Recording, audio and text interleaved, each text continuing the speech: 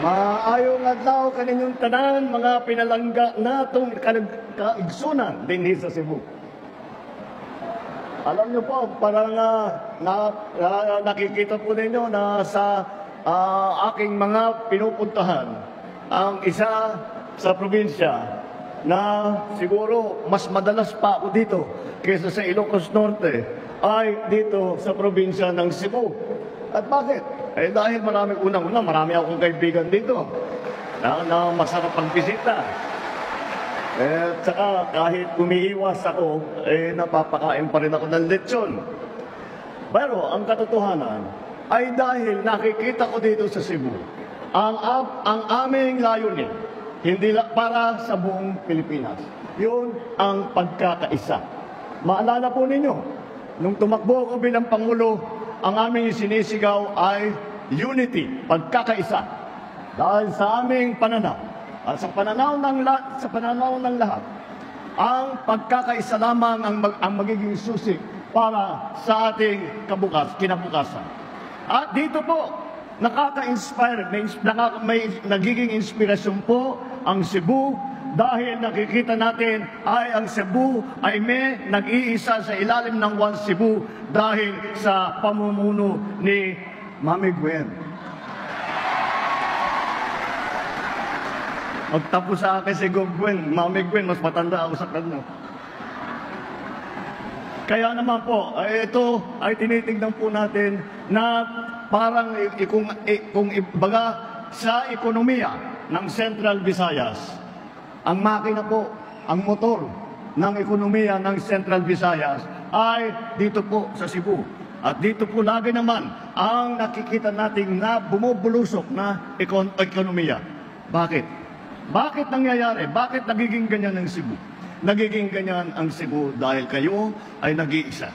Dahil kayo ay magkabalikat at meron kayong leader na nagbibigay sa inyo ng magandang gabay na nakikita ninyong walang iniisip kung hindi makatulong sa inyo. Walang iniisip kundi magtrabaho, magsakripisyo para sa lahat ng mga Cebuano. Yan po ang ating butihing Governor Gwen. Alam niyo po, lagi bakit ko pinupuri si Bob Gwen? Dahil magkaibigan ba kami? O siguro kasama na rin yun. Dahil ba, sa politika, kami nagsama, naging makalyado. Kasi kasama rin siguro yun. Ngunit, ang katotohanan, dahil pagka kami sa national government, ay meron kaming kailangan at nais gawin, hindi po namin magagawa kung hindi kasama ng magandang koordinasyon ang local government. At sasabihin ko sa inyo, sa lahat ng 82 provinces, ang isa sa pinaka-masarap kausap, pagka may programa, pagka may roll out, pagka meron tayong ibang bagong iniisip, at kahit na hindi pa nabubuo, magtatanong tayo kay Gwen, Gob, ang tingin mo, maganda kaya ito? Hindi kayo maganda yan. Dahil siguro you cannot get better political advice than from Gwen. Kaya nakita naman ninyo na ibuo niya ang probinsya ng Cebu sa ilalim ng One Cebu. Tignan po natin kung ano ba talaga ang naging epekto nitong pagkakaisa. Dito sa Central Visayas, na itala natin ang 97.1% na unemployment rate. Kasi ang dami ng boto mo rito sa Dumanog.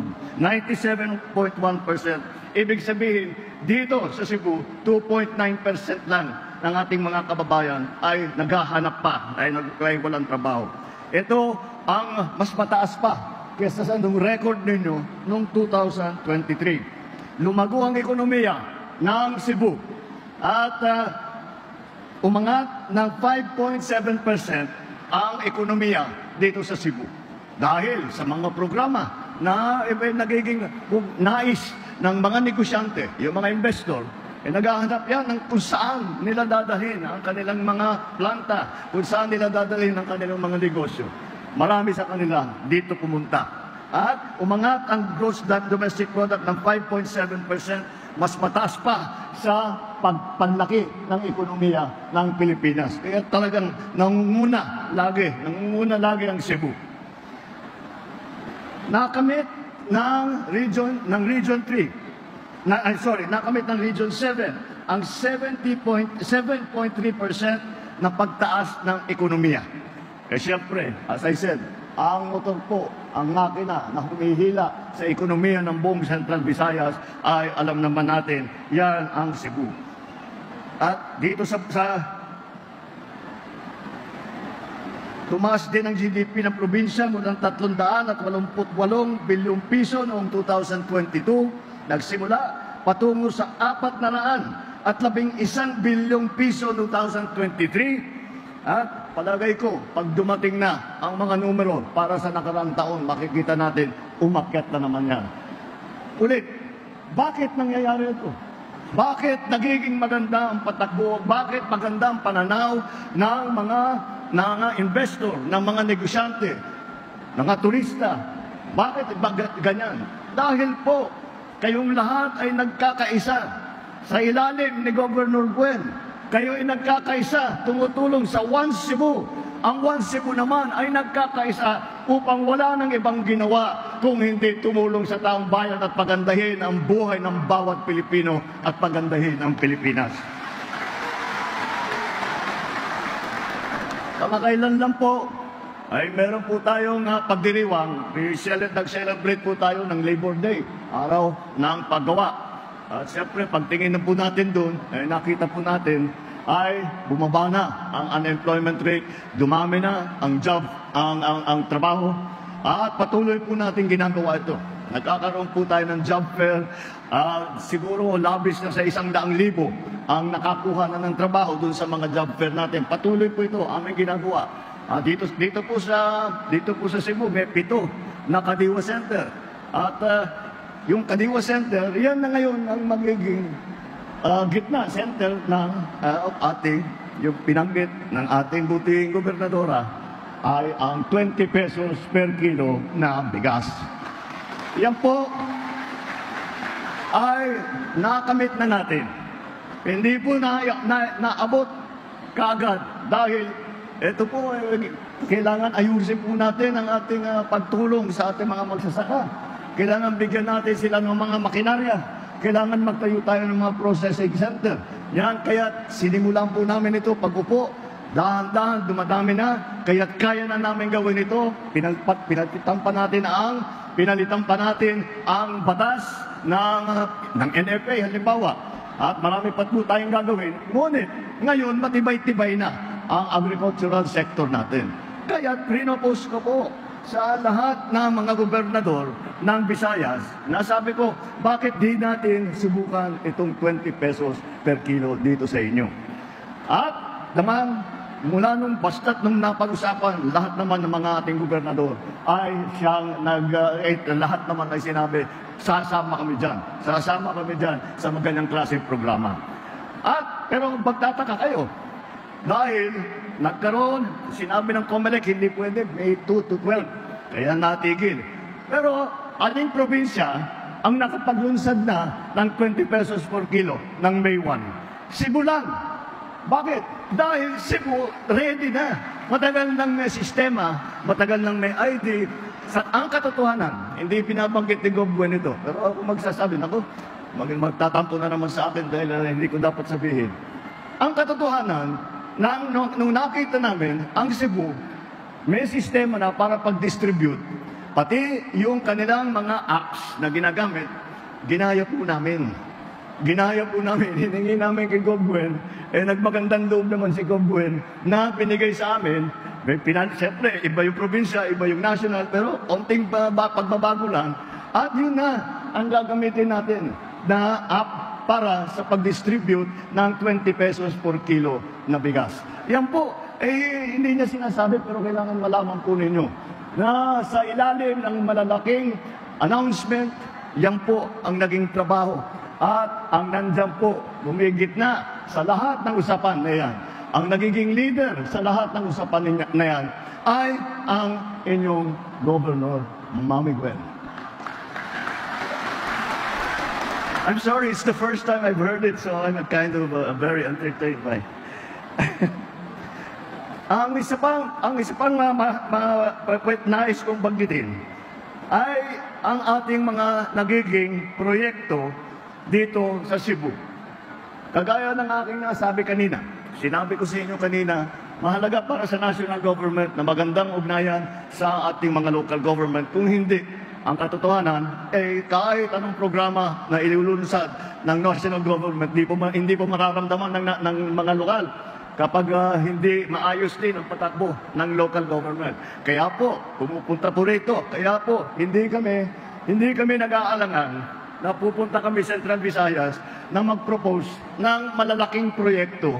Kasi ang malalaking proyekto, ang daming kailangan gawin, ang daming kailangan kausapin.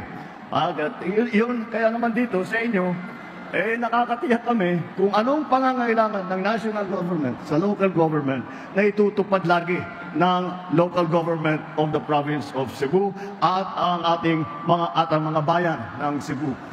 Ulit, dahil po, nandyan ang inyong Governor Gwen. Kaya naman po, meron dito sa Cebu, sinasagawa na po natin ang tulay at kalsada sa mga syudad ng Lapu-Lapu, Mandaue, mababawasan ito ang oras ng biyahe mula sa Mactan Cebu International Airport patungong Cebu Port Area na sa kasalukuyan ay 45 minutes, magiging 20 minutes na lang yan. Meron din po tayong Cebu International Container Port. 25 ektaryang International Container Port para sa Region 7 ang ating itatayo. Nakita naman po ninyo, kahit hindi lamang ang mga negosyo, kung hindi ang malalaking programa at proyekto ng pamahalaan ay dinadala dito sa Cebu. Dahil po, dito, handa na kayo. Hinanda na ang probinsya ni Governor Gwen, hinanda na niya ang bureaucracy, ang mga employees ng probinsya. Hinikayat na niya ang ating mga mayor na para sabay-sabay gumalaw dahil dyan. Para naman sa national government ay napakadali na masabi, doon tayo maglagay, malakas ang kumpiyansa natin sa local government na gagawin nila ang lahat ng kailangan gawin. Lalampas pa, kung minsan hindi pa namin hihingi, tapos na. Masyadong mabilis dito sa Cebu. At yung International Container Port po, 25 hektarya po yun.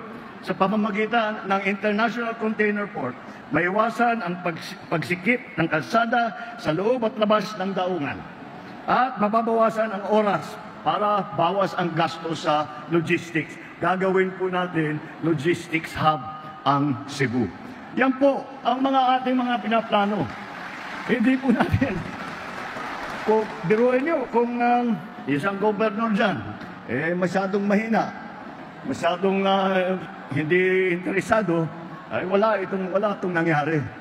Siguro, yung sinasabi, hindi, wala, tamad yan, hindi masipag yan, hindi interesado yan. Yun ang iniiwasan ng national government. Kaya nakahanap kami po ng opposite po, ng tamad at hindi interesado at mahina ulo. Yun po ang isang matalino, masipag at mabait na gobernador ng Cebu, Governor Gwen Garcia. Kaya po, alam niyo po, napakahalaga magiging halaga ang itong halalan na ito. Kung minsan, meron pong mga nagsasabi na pagka midterm election ay hindi ganong ka-importante dahil wala naman masyadong nagbabago. Yung mga incumbent, usually nakakabalik. So, kaya yung sinasabi, dapat talagang tignan lang natin presidential election. May paliwanag ko po sa inyo. Dito sa eleksyon na ito ay ating titingnan at inyong iuutos sa amin kung ipapatuloy pa namin ang aming ginagawa o kailangan magbago ang ating tinutunguhan. Sa aking palagay, ang karamihan ng Pilipino ay nakakaunawa na yung pagkakaisa pa rin ang napaka-importante para tayo ay maging malakas at masigasig at ligtas na lipunan. Kaya po, mahalaga dito na maituloy namin ang aming gustong gawin dahil nandyan pa rin si Governor Gwen. Sa mga national naman po, mapag-usapan ko naman po ang aming mga senador na isinarap po namin. Nakita niyo na po yung kanilang video at narinig niyo po ang kanilang mga karanasan at ang kanilang mga ninanais na gawin kapag dating po na sila'y bigyan ng pagkakataon na magsilbi muli sa Senado. At yun po ay ating mga nakita at namili dahil po napaka-importante ng magiging senador. Kung ang senador na maihahalal natin, na maihahalal sa eleksyon ay kontra sa administrasyon, ang magiging problema, haharangin lahat ng gustong gawin ng administrasyon. Kaya't wag po tayo mapunta ron. Patunayan natin na hindi lamang sa taong bayan tayo'y nagkakaisa. Hindi lamang sa politika tayo'y nagkakaisa. Ngunit ang hangarin natin nagkakaisa sa Senado at pinapakita dahil sila ay representative ng tao na sila ay tutulong. Sila ay gagawin magsasakripisyo para sa taong bayan. At sino ba ang ating mga senatorable? Palagay ko, kilala nyo naman sa halos lahat sa kanila. At siguro naman, naalala pa ninyo ang kanilang mga naging kasaysayan para umabot bilang senador. At bilang yung iba, congressman, yung iba mayor. Lahat po, kaya malakas po ang loob ko na pagka kinakampanya ko po yung ating mga senatorial candidate, malakas po ang loob ko dahil alam ko na sila ang pinakamagaling na kandidato na tumatakbo para sa Senado ngayong halalan na ito. Kaya yan po ang aming pinili. Kung titignan po ninyo, kung maalala ninyo, pagka eleksyon, kadalasan, lahat ng kandidato nakahilera dito sa entablado, pare-parehong kulay ng t-shirt. Kami iba-iba. Dahil iba-iba ang pinanggalingan ng partido. Ngunit, ganon ang pagmamahal ng ating mga senador, sabi nila, ipagsama na lang natin para tayong lahat ay magkaisa, magtulungan, imbis na nag-aaway tayo. Kaya naman po, yan ang aming pinili. Kaya naman po, yan ang aking inaharap po sa inyo. At, ano ito? Mga hindi pangkaraniwan po itong ating mga senatorial ball. Mga bigatin po ito. Siguro, iniisip ko kung ako, tumatakbong senador, kontra dito sa ating senatorial ball ngayon, napakahirap ng trabaho ko, mahirap talunin na ito, mga ito. Dahil masyadong may karanasan, masyado nang mahaba ang kanilang experience, masyado nang malaki ang kanilang kaalaman, at maliwanag na sa taong bayan na sila ay nagmamahal sa tao. Sino ba sila? Tignan natin. Una-una, karamihan po sa kanila ay naging veterano sa Senado. Andiyan po si Senator Cayetano, Senator Lacson, Senator Lapid, Senator Pacquiao, Senator Revilla, Senator Tolentino, at si Senator Soto. Si Senator Soto, hindi lamang senator, naging Senate President pa. At alam ko, kilala ko si Senator, tawag po namin sa kanya, Tito Sen. Si Senator Soto, dahil nung Senate President si Senator Soto, senador ako. Kaya nakita ko ang trabaho niya, nakita ko kung gaano kagaling niyang hawakan ang buong Senado. Meron din po nanggaling sa House of Representatives. Subok na po sa batasan. Nandiyan po, naging Congressman Abalos, Congressman Binay, Congressman Cayetano, Congressman Pacquiao, at si Congressman Tulfo. Talaga po, nakapagsilbi na po sila. At nakita mo nung hindi po nila kailangan gawin ito. Ngunit, ito yung aming sila ay pinili nila, ang serbisyo publiko. Apat po sa mga kandidato namin ay humawak ng cabinet level position. Ibig sabihin, secretary level. Kasama sila sa kabinete. Yan po ay ang ating kaibigan na nandito ngayon. Alam niyo po, noong ako'y bagong upo, iniisip ko sino ilalagay natin DLG. Ay sabi ko, maghanap tayo sa mga kilala natin, yung talagang nakakaunawa sa mga issue ng local government. Dahil doon ako nang galing, naiintindihan ko yan na marami talagang kailangan itulong sa mga local government. At sabi ko, ang naisip ko kagad ay ang panahon nun, Mayor Benhur Abalos, Mayor po, naging Mayor po ng Mandaluyong. Kaya siya po ay naging DILG Secretary Benhur Abalos. Ang pangalawa pa, noong inaisip namin, sino nalagay natin sa DSWD? Ano bang ginagawa ng DSWD? Ang DSWD naghahatid ng tulong sa taong bayan. Ang DSWD ay pumupunta kung saan kailangan, kung magbigay ng tulong, magbigay ng benepisyo, malaki po ang trabaho. Pero sa lahat ng mga nangangailangan, mga naging biktima, mga naghihirap, yan po ang trabaho ng DSWD. Kaya itinanong ko sarili ko, sino bang kilala ko na habang buhay ay walang ginawa kung hindi tumulong sa mga maliliit, sa mga mahirap, sa mga walang boses, sa mga nangangailangan ng tulong. At agad-agad naisip ko si Erwin Tulfo, kaya si Secretary Erwin Tulfo ng DSWD. Si Senator Tolentino, dumaan din yan sa secretary level. Siya ay naging chairman ng Metro Manila Development Authority. Nakalagay dyan, Metro Manila. Pero naiba, noong si Chairman Tolentino, ang namumuno ng MMDA, ay kahit sa labas na ng Maynila, pag humihingi ng tulong, tinutulungan pa rin niya. Kaya hanggang ngayon, maraming nagtatanaw ng utang na loob kay Senator Tolentino. Ang isa pang senador natin na naging cabinet level na secretary ay si Senator Ping Lacson. Humawak siya noong rehabilitation para sa mga nabiktima ng Yolanda. Magtatayo ng bagong bahay, magpatayo ng bagong hotel system. Lahat po yan. Siya po ang gumawa niyan. Kaya po, malaking tulong.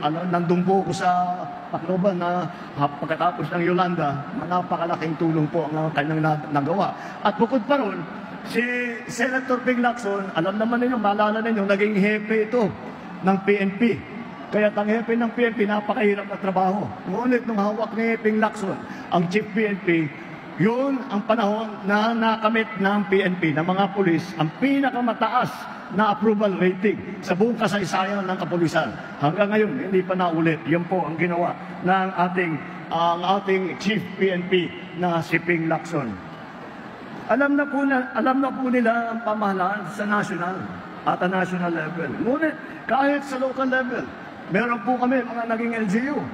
Si Senator Lapid, naging governor ng, alam nyo ba? Ay doon natin, si Lito Lapid. Naging governor siya ng lalawigan ng Pampanga. Isang napakalaking lalawigan. Akala ninyo, action star lang si Paring Lito. Pero hindi, marunong po magpatakbo ng probinsya yan. Marunong po humawak ng tao yan. Andyan din po ang ating kaibigan na naging gobernador ng Cavite. Sino sa aming mga kandidato naging gobernador ng Cavite? Si Senator Bong Revilla. Ginawa ka niya ang Cavite. Siyang naging governor doon. Kaya kung makita niyo po ang Cavite, makita niyo po ang Pampanga, talaga naman ang bilis ng kanilang pagpalaki ng kanilang ekonomiya. Meron din tayo City Mayor. Isa dito, nabanggit ko na, si Benhur Abalos, yan po naging mayor po ng matagalan sa Mandaluyong City. Nung panahon po niya, ay marami siyang natanggap ng pagkikilala, binigyan siya, meron siya mga award, meron siya mga premyo, at dahil po, ang katotohanan ay napakarami ang kanyang natulungan. Sino dito sa aming mga kandidato ang naging mayor ng lungsod ng Tagaytay? Si Tol Tolentino. Maraming tao hindi alam yan. Pero naging mayor na rin si Francis Tolentino. Tapos naging senador. Kaya may karanasan siya sa local government. At alin ang pinakamayaman na lungsod sa buong Pilipinas? Di ba? Sa lahat ng mga negosyo, hindi ba lahat ng mga malalaking negosyo, mga laking korporasyon, nasa Makati. Kaya maraming pondo ang Makati. Ang naging mayor po dyan ay si Mayor Abby Binay. At anong ginawa niya sa malaking pondo niya? Dinagay ba niya sa nagpagawa ba na kung ano-anong magagara na hindi naman nagagamit ng tao? Hindi po. Ang ginawa ni Mayor Abby Binay, dahil may hawak siyang pera, pinimigay niya lahat, benepisyo. Sa Makati po, libre na lahat halos. Para sa mga matatanda, para sa mga na aksidente, para sa mga may sakit, para sa mga bata. Kaya makita naman natin, ay hindi pera ang pinasukan nila kung hindi ang serbisyo talaga. Yan po si Mayor Abby Binay. At si Tito Soto pala, naging vice mayor din pala ng Quezon City ng I think 1 or 2 terms. Kaya again, naintindihan niya ang local government. 4 ang abogado. Attorney Abalos, Attorney Binay, Attorney Cayetano. Andyan po ang ating mga babae, kababaihan, para matiyak na hindi naman makakalimutan o hindi mawala ang tinig ng ating mga kababaihan. Nandiyan po sila, matatapang natin mga kandidato ng babae na makakatiyak na magtatanggol sa karapatan ng mga kababaihan dito sa Pilipinas. At lahat po ng kandidato natin kung saan po nanggaling. Si Manny Pacquiao, nanggaling Bukidnon, Sarangani, Jensan. Si Erwin Tulfo, lumaki naman sa Davao Oriental at saka sa Sulu, kung saan na-destino yung kanyang ama.